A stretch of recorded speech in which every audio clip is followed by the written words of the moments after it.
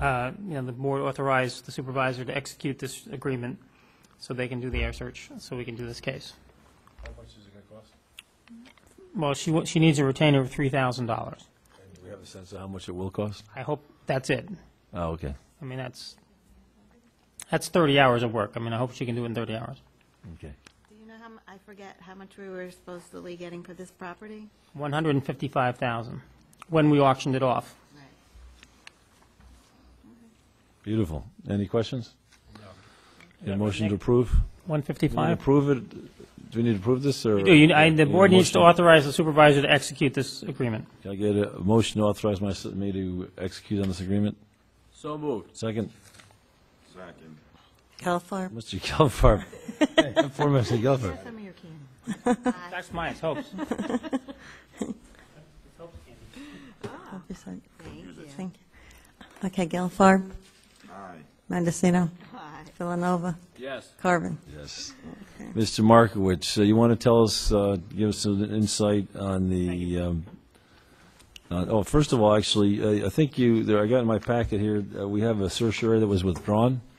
We actually have two that were withdrawn. So we have a little good news on the certiorari front. Why don't you, Yes, tell the people once in a while I get what it to is. say something that's good. The first certiorari that was withdrawn is in connection with the Rexon Office Park in the village of Rye Brook. Mr. Noto just signed the discontinuance, which is their withdrawal agreement with us. It involved years 2007 through 2010. The property had assessments in the aggregate that ranged from $97.5 million in 2010 to $88.8 million from $97.5 million in 2007 to $88.8 million in 2010. Wonderful. So it is a substantial withdrawal wonderful, and what, do we know why they did that? because we were right. Excellent. Well, listen, and let's thank, well, I want to congratulate you, Mr. Markowitz, but I also want to thank Rexon, for, rather than gaming the system and rather than, pursuing a litigious course, also withdrawing the certiorari filing, recognizing the fact that our valuations are correct. I have a question. In your professional estimation, that property went down by about 10% in value over that 3-year period. Correct. Did the rents go down, anything like that? I'll answer that by saying probably not.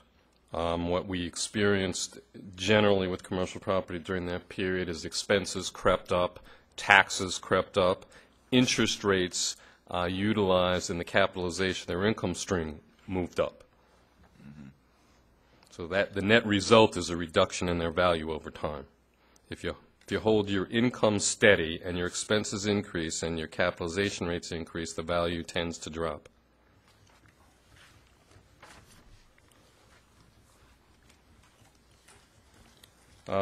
The second withdrawal involved 305 South Regent Street, which is currently known as the location of Restaurant Depot in Portchester. They withdrew for the years that included 2004 through 2010, a 7-year span. Their assessments ranged anywhere from about $11.25 million to about $10.7 million. Why did they withdraw? Again, because we were correct in their assessment. Right, but I presume the sale of the building had something to do with it. The sale of the building did have something to do with it. What did it sell for? The sale of the building was for, I believe, $11.5 or $12 million. And what do we have it valued at? 11.3 to 10.8. Mr. Markowitz, let's actually, I want to get a round of applause for Mr. Markowitz. This doesn't happen every meeting from that. Once in a while. He nailed that one on the head. And I mean, that's, and this is why I get so upset when people game the system. We've actually worked very hard and invested a lot of money in getting our valuations right. And when people come in at 10% of value, it's egregious. And so I want to congratulate both Rexon and Mr. Markowitz for a good job here. Thank you. Quick question, if I might, about the Sunoco one that you referred to earlier. Is that the Sunoco station in on Regent, South Regent in Rybrook? It is the Sunoco station on Boston Post Road in Portchester. It's just north of or next to the Bally facility. I'm just wondering, is that a company-owned station? Or is that a franchise? I believe that's privately owned. I believe they probably have a franchise agreement with Sunoco. I believe it's an independent owner-operator. Why would there be so much doubt over the value of a gas station? I mean, gas stations are a fairly transparent operation. I mean, you sell gallons of gas, and The answer is, there shouldn't be, I guess would be my short answer. I don't think there is any doubt. We're very confident in our valuation. I mean, I'm just curious, how would a dispute, so to speak, arise? I mean, you sell gas and you sell chips and soda. What's the big? There should be a fairly well-established cap rate for gas stations. They have them everywhere in the country. Actually, let me ask the same question a bit differently. Are the gas stations generally valued similarly in our area? The gas stations are generally valued similarly within a certain range, dependent upon size, location, improvements, whether they do have a small retail store, whether they do not. That makes a difference. Okay, I guess to answer you a little more directly, if I can, the value of the gas stations is mostly supported by the comparable sales. Believe it or not, the court recognizes comparable sales for gas stations of all things. You know, from their standpoint, I guess they complain because it's we're an expense no different than electricity, cost of gasoline, etc. And they're saying that the price of gas stations differs from what we seem to say it is, if that's the measure of value. That's But correct. actually, to be fair, quite frankly, they're not saying that. They're saying, I'm going to take you to court. They're saying, I'm at $150,000, and I know that's an absolutely egregious, phony, bogus valuation. And they're saying, I'll see you in court, and I'll help you negotiate, because you're going to have to incur court costs, 9% penalty rate, and you're going to have to hire an appraiser and a lawyer to fight the case. And so rather than do all that, they'll think we'll probably settle. You're absolutely right. I agree. I just found it a little odd. It seems to me to be a fairly liquid market, a fairly established market. It is. Well, actually, your point, you're highlighting the absolute right point, Councilman Gelfarb, that it's it's even more egregious because it's so obvious the valuation. Exactly. Like Rexon or a yacht club is Sure. of a kind. Well, unfortunately, the court process is a process, just that. The judge schedules appraisal exchanges. Unless we settle or they withdraw, it just keeps marching down the court process, and I'm essentially powerless to stop it. Thanks. Well, Mr. Marcus, thank you. Now, since you're on the road tonight, and Okay. now we just Miss Solomon has talked often about the number of properties off the roll in Portchester, and I was just wondering if that's indeed the case or not. I'll address that very directly. Within the village of Portchester, as measured by the village assessment roll, approximately, and don't hold me to this number because I may be off by 1 or 2 points, 18% of the assessed value is off the assessment roll. Now, having said that it's 18% of the assessment roll, a portion of that, and I don't have those numbers off the top of my head, represents properties that are subject to pilot agreements, payment in lieu of tax agreements. Head of the list, obviously, is the G&S project, which encompasses millions of dollars in the downtown of Portchester. They do pay taxes. They do not pay it through what I'll describe as the normal assessment and taxation process. They have an agreement with the village. They make payments to the village. Many other IDA projects within the village fall into that category. Notably, interestingly enough, is Near Eye Bakery, who we talked about earlier tonight, the Restaurant Depot. Oh, wait, they have an IDA? Yes. So they have a pilot type thing? They have an exemption. Yes. So why would they be challenging their assessment if it's already Because agreed? their assessment is the basis for their taxation in this case, and that they still pay sewer taxes based upon it. Having said that, other categories of exemptions include the senior citizens exemption, which I think everybody would agree is a desirable kind of exemption, a disabled person's exemption. The more classic exemptions include the churches, the synagogues, the places of worship. Other exemptions can include, for instance, the Southport family housing on South Main Street, the Kingsport senior housing on King Street. Okay, so if it's 18% Portchester, what's the equivalent number in Rye Brook?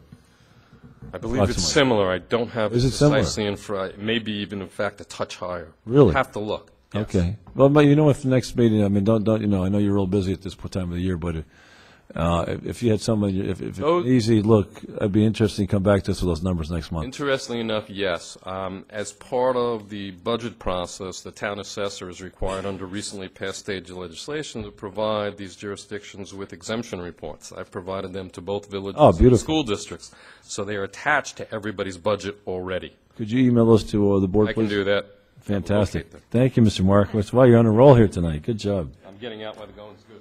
Exactly. Mr. Byrnes, I think we got some good news to report. We got some good news to report, absolutely. We met today with the outside auditors, Sedor and Company, and they are going to present at the June meeting the financial results for the town for 2010. In front of you, you have just a brief summary. We went over the draft numbers today to confirm where we stood, and there is for 2010, $128,000 surplus for 2010. So expenses were $128,000 less than revenue, which is very good. Overall, since 2008, we're about $576,000 increase in fund balance. This is huge. I mean, you need to talk in percentages here. First of all, Mr. Nowotnik's had a taken on the chin a couple of times this evening. I want to congratulate him because he's really been the principal person driving our attention to expenses. I want to thank all the staff as well. Department heads really keeping costs down, across the board, and appreciate that. To come in with a surplus last year is absolutely fantastic. Right. We were projecting probably about a $300,000 deficit for 2010. So we did have sale of property, and we did a reduction in expenses. And due to the collection efforts of the tax receiver and the town attorney through the In-Rem process, our interest and penalties were also over budget and revenue. Actually, I'd like you to prepare analysis for the next meeting, if you would, of what we've done since we've been in power. I want you to look at non-tax revenues, which I think have fallen by well over $1 million a year, right? Yes, correct. So we probably lost non-tax revenues in the $2 to $3 million range. And in spite of that, we've increased the fund balance by close to $600,000. Correct. And that's an extraordinary feat. It's all mostly been done through expense reduction. I mean, that's just... That's an extraordinary feat. And so I want to thank Mr. Nowotnik and the staff again for all that hard work, because that really is probably, I mean, Mr. Noto, in your municipal experience, I know you have a long municipal experience, have you ever seen a track record like that? No, it's pretty amazing, particularly in the worst economic times Right. in the last 20 years. Yeah. Exactly. If I may make one suggestion, next month, if we're in this room, can you bring some sort of a projection system so that the auditors and possibly yourself can explain to the viewers at home the audit report? Yeah, they will bring overhead and present on overhead the financial results. They did that last year as well, but We need something different for this room because it's so much bigger than what we have. Actually, they project We it don't, over. to clarify, we don't expect to be in this room next meeting. The elevators are scheduled, at least for the moment, to be back in service on the 20th of May. Actually, you know what? It's a shame. Again, all these brilliant ideas come after the fact, but we probably should have been in Rye-Neck one of these two meetings. We actually tried to move this meeting to Rye-Neck, and they turned us down because of the school budget vote. They felt that there was too much activity going on, but we did try to relocate this particular meeting to Rye-Neck. Exactly. We'll continue to try later on in the season when they have less activity. Let me clarify the public. We tried to move to Rye-Neck this meeting. Thank you, Bishop. Good. So, can we get one of the next two meetings at Rye-Neck, please? Terrific. Any other comments, and Mr. the only Burns? other comment I have is that the outside accountant, Sam Terenzi, has submitted the state financial report, and that was done by April 30th. Just on our fund balance, again, if you're doing well, you're 10, 15% of budget. We're 100% of budget. So, again, an extraordinary feat in the worst economic of times. Mr. Mr. Byrnes, where do we stand on our collections and that kind of thing? Our receivables are still about flat overall to liens. It's about 4.5 million. The county collections came in April, so that was the billing month for the county. And then there was there was the conversion of the KVS system, so there were some other receivables that came in from the county in the first few days of May. So it's comparable to last year, and that's a number by the end of the year that we have to continue to work down and go through the In-Rem process every year, Right. To keep that under control. Beautiful. Thank you, Mr. Byrnes. Thanks so much. Okay. The Honorable Mr. Mecca. Honorable Supervisor Carvin, members of the Town Council, good evening. Nicholas Mecca, 45 Alto Avenue. And to just kind of build upon Dave's comment, we have just mailed out notices today, anyone that has not paid their county tax. We have also sent out letters to anyone that will be eligible in 2008 to begin the In-Rem process, the foreclosure process, to try and get those people up current as possible. And I would Let's pause there for a second. That's very helpful. So how many properties, Mr. Mecca, are we looking at for the... How many properties? The property number... Approximately 50, 30? About 57, for a total of $607,000, I believe. That's money's owed the town? Yes. So So basically... it's all been guaranteed. Right. All the levies have been paid. It's all town money. So just to be clear then, so these are people that haven't paid taxes since 2008? 3 years, that's Right. correct. So they are Right, for eligible. 3 years, and then we'll go right into our whole collection process at this Yes, point. so, but we're trying to give them one last opportunity. Absolutely. To get on deck, because they owe way more than that. But if they can contact us, the law says we have to alert them, because we will follow that right up with a letter from the town attorney for anyone that's 1 year delinquent, which is a totally different ballgame altogether. Now, we've got a system now in place where this has got pretty automatic, I imagine. Yes, it is. And I do want to alert everyone tonight because of the timing that very soon the village bills will be out there. It's time for the village of Rybrook. hold on, but And I want us, just on these in-rems, when does the tax lien take effect, in August? July 31st, the last day Okay, of so, July. so there's 57 properties that we've sent letters out to, and if they don't respond by July 31st, we'll put a lien on their home. Well, no, they've already No, been they haven't leaned. done These the- are in-rem eligible. These are people that have been leaned for 3 Ah, years. sorry. So, and at the next meeting, I'll have a resolution authorizing me to commence the in-rem in July for those that are, Mr. Mecca will give me the list of the in-rem eligible properties, and then we commence the action. And then, in our track record this year, all the properties were paid off except for one, correct? Yes, this was an excellent year, all paid except one, correct. And so presumably... The one we took, and Yep. so we took title to it, so. Do we have a sense of who the 57 properties are, or is it still the Well, one I big think, building? well, no, I don't. I think, Pretty much dispersed, but majority is Portchester. And is it, remember, we had one big building that paid, is it a similar there was situation? a condo that had a bunch of units in it. Yeah, they paid 1 year, but they still owe a lot of Okay, money. so they're, okay. So, all right, and then when will those monies come in? They will come in generally? between the commencement and December 31st. Oh, so we'll get them this year? Yes, they will have to give them at least like 4 months for publication, so yeah, it'll come in over the course of the fall. Great, excellent, thank you. Sorry, Mr. Mecca. No problem, because it's all part of the same cycle, really, and it's important to every homeowner to stay abreast with these things, because it is bad economics time, but most people, your main asset is your home, and you should try whatever means possible to keep that secure. Okay, so to go back now, in 2 weeks' time, everyone will receive their bill that is responsible to pay their own taxes. The village bill is a white bill. It will look like this for the village of Portchester, and the village of Rybrook is a yellow bill that looks similar to this. The only reason why we differentiate in the color is for us in the office to kind of process a little easier. So as I say, this will be going out June 1st, payable by June 30th, the first installment in Rybrook and the first half in Portchester. The difference in the terminology is Rybrook is 2/3, the first installment, and 1/3 for the second, so we call installment, versus first half and second half in Portchester, because it is a 50% split.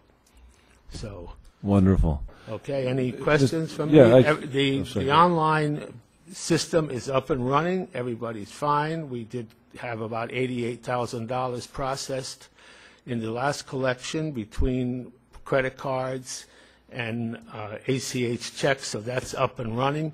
Once we get to the village files on, we will have a whole cycle. We'll have schools, town and county, and the village all online. So, Wonderful. Mr. Gilsmer? Question, Yes. to take about one sentence. Did you hear, or are you aware of any news as to how the old voting machines worked with the school board elections today? fine, as far as I know, yeah. Well, there's been a stay now from the federal government that the villages and the school districts have until December 31st that they can utilize the lever machines for voting process. After December 31st, 2012, they must convert to the scanning machines, So the next year's village and school elections will be on the old machines. the old machines, and then after that, they must convert. Thank you. That's it. Mr. Mecca, I have a question or a request. Could you work with Mr. Byrnes and Mr. Arcaro? Could you give me a snapshot or a memo that describes, one, how much taxes we're taking in, right? So I think we're taking about $160 million in taxes a Give or year. take, yes. And when they come in, so in other words, Village of Portchester, first half, Village of Portchester, second half, Village of Rybrook, first installment, Village of Rybrook, second, schools. If you could just, I'd like a flow chart, and then also with the amount of monies that come in. Okay, I'd what just like to see should that. be and what is. You know, Yeah, different. exactly, yeah. Beautiful. Because they do differ. I understand, I understand. Okay. Wonderful. Thank you so much. Thanks, Mr. Mecca.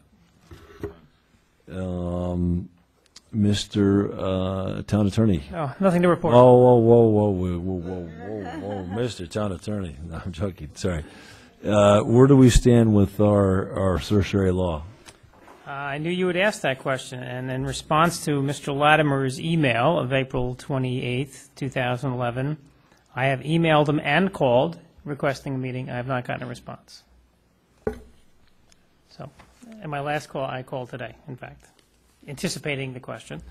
So, anyway, I will continue to, I wanted to, because... So we, you know Sandy Galiff, right? I do. Would you give Well, I her a wanted to call, set... please? Well, if Mr. Latimer... I want you to be, he wanted to meet with you, myself, and Mitch, which was a good idea, so... I mean, are we going to, do it when's this this week. legislative session end? June 20th. I mean, this is an outrage. It's absolute outrage. It's absolute outrage. I mean, this is New York State government at its worst. It's an absolute outrage. I mean, it's just so people again know, you hear the supervisor rail at every meeting, but no, people will no longer be able to say my $1 million property is only worth $100,000 and go straight to court. If we pass the law, we're going to say, we believe your property is worth $1 million. They have to then say, just like you do as a residential owner, that my property is worth whatever it is. And if we got it wrong, we want to know in that same year. We don't want to wait 4 years. It's a simple question of fairness and efficiency. By the way, Mr. Arcaro, would you just follow up? The Village of Rybrook filed a supportive resolution. We need supportive resolutions from each of the school districts and Portchester as well, and possibly the Village of Marnick.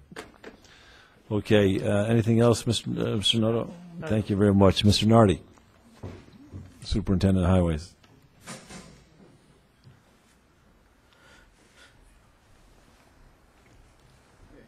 Good evening. Okay, with the Hillside Avenue Bridge, what's happening is the Army Corps of Engineers were waiting for the paperwork to get signed and sent back to us so we can send it to the Coast Guard. The Coast Guard originally, we thought it was a 6-week wait before we can start. It's a 3-week wait. So as soon as we get that paperwork, we can send it to the Coast Guard, then we can start on that.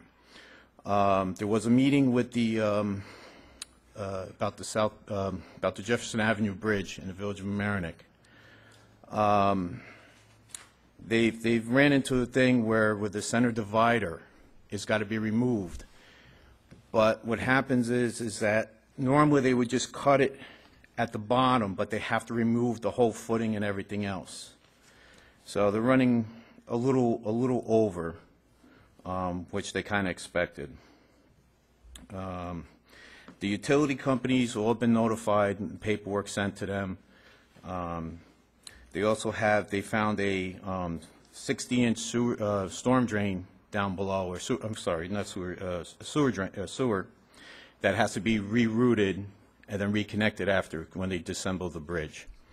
So they're working on, WP Cells is working on that situation. But they are saying that they're going to have their plans, everything ready to go for new construction starting in 2012. That's basically it. Wonderful, Mr. Nardi. Any questions from the board? No, good job. Thank you. Good job, Mr. Nardi. Okay, thank you. Thanks so much. Comments from the council persons. Mr. Gelfarb? Oh, Joe. Oh, sorry. I apologize. I get ahead of myself. Thank you, Councilwoman Mendocino. Mr. Deleo, I apologize. You're sitting there patiently, and I apologize. Good evening, Mr. Supervisor and the town board. Since last month, we have worked very close with the Friends of Crawford Park. We got the water tank issue solved correctly. Before all this rain, we had the crew go out and water all the trees. And what was the problem with the water tank exactly? I guess what was going on was when they were going around to each tree, the hose bib was too small and it was taking way too long to water all the trees. So we upgraded the hose bib so that way we can get high volume of water to the tree itself. So we corrected that. We got some parts from AAA fire equipment in North White Plains, so we can, do the job correctly. Now, this is important because we lost 2 trees last year. Yes, we did. So, so now before all this rain, Mr. Ryan Torno, my assistant, and his staff were going to the new trees, water them correctly. And the last time I talked to him the other day, he was going to mulch certain trees that were planted like brand new, so that way it would help the tree in the long run as well as helping us. We wouldn't have to go there, every day to water the tree. It would be maybe every other day or maybe a couple of times a week. So we're getting that taken care of. Also on the Gateway project, John Zicka was down in the Gateway, and we spread all the dirt and put all the seed down for the Friends of Crawford Park. So that project was just completed a couple of weeks ago. So we're moving along and doing all the projects in a timely fashion. Wonderful. How in Right Town Park? How's everything going down there? Right Town Park, everything is going nicely. We're getting ready for the season. With this weather, it's not helping too much because with the rain, I'm sending staff home, but we're knocking a lot of stuff off the list and just moving to the next project. Beautiful. Thanks so much, Mr. Deleo. Any questions? Yeah. One thing that I'd like to see, and I know we ask for the same thing kind of almost every year, but there has to be a change that takes place. We're all changing, the way we're budgeting things, the way we operate, and it's great that you have certain things under control, but we need to have a better understanding of what headwinds or what tailwinds you're having. I mentioned this in the past. Identify and let us know what obstacles you have. Everything can't be perfect, so let us know what your obstacles are. Maybe collectively we can help you. And there's some serious changes that need to take place when it comes to the operation of the parks. Obviously, it's a large portion of our budget, and we've made a commitment to make some changes with the park. And we don't want you to be an end user, okay? We want you to be in the position of a department head and help steer us to see what's going to be best for the park. And I've said in the past, you know, let us know for your staff and yourself some education that you may want to take. You know, we're going on the my 6th year talking about this. But if we can educate from within and ultimately enhance the value of the employee